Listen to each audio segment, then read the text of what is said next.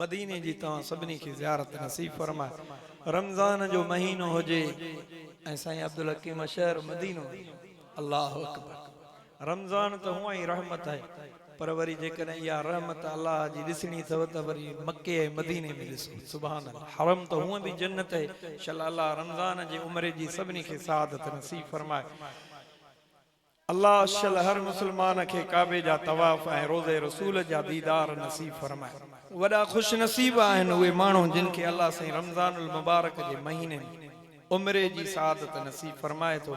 जेके मके मदीने जा मुसाफ़िर आहिनि अल्लाह साईं उन्हनि खे इहो भलो पार नसीब कयो आहे। रमज़ान में जेके उम्रे ते वञनि था, उम्मीद है अल्लाह साईं असांखे बि अहिड़ी सआदत सां माला माल फरमाईंदो। अल्लाह साईं हुज़ूर जे रोज़े जा दीदार तव्हां असांखे बि नसीब फरमाईंदो। जेके माण्हू मदीने वञनि था रमज़ान जा रोज़ा रखनि था, जेके माण्हू मदीने वञनि था रमज़ान जा रोज़ा रखनि था, उहे बख़्त भरिया आहिनि जेके, उहे भाग भरिया आहिनि जेके रमज़ान में उम्रो कनि था।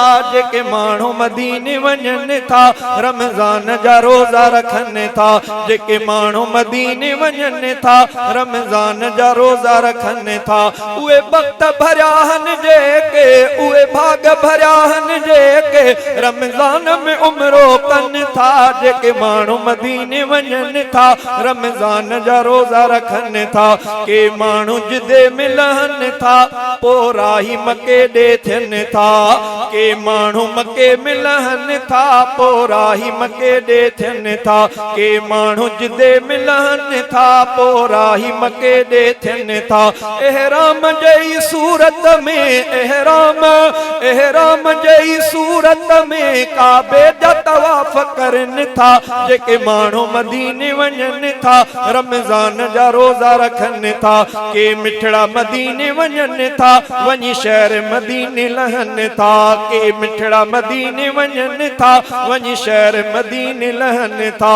दिलदार जे दर थी हाज़िर, दिलदार जे दर थी हाज़िर साईं ते सलातूं पढ़नि था। जेके माण्हू मदीने वञनि था रमज़ान जा रोज़ा रखनि था, हर ॾींहुं उते रोज़नि में हर रात तरावीहुनि में, हर ॾींहुं उते रोज़नि में हर रात तरावीहुनि में, ऐं तहज्जुद जे भी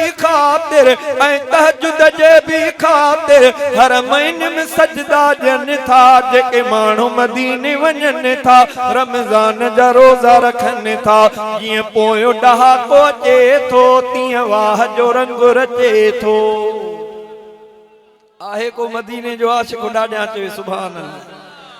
जीअं पोयों ॾहाको अचे थो तीअं वाह जो रंग रचे थो, जीअं पोयों ॾहाको अचे थो तीअं वाह जो रंग रचे थो। हर महीने में हाजी सगोरा, हर महीने में हाजी सगोरा, हर महीने में हाजी सगोरा इत्काफ़ जे लाइ वेहनि था। जेके माण्हू मदीने वञनि था रमज़ान जा रोज़ा रखनि था, ते रात कदर जी परवर कन अर्ज़ इहो था हर हर, ते रात कदर जी परवर कन अर्ज़ इहो था हर हर।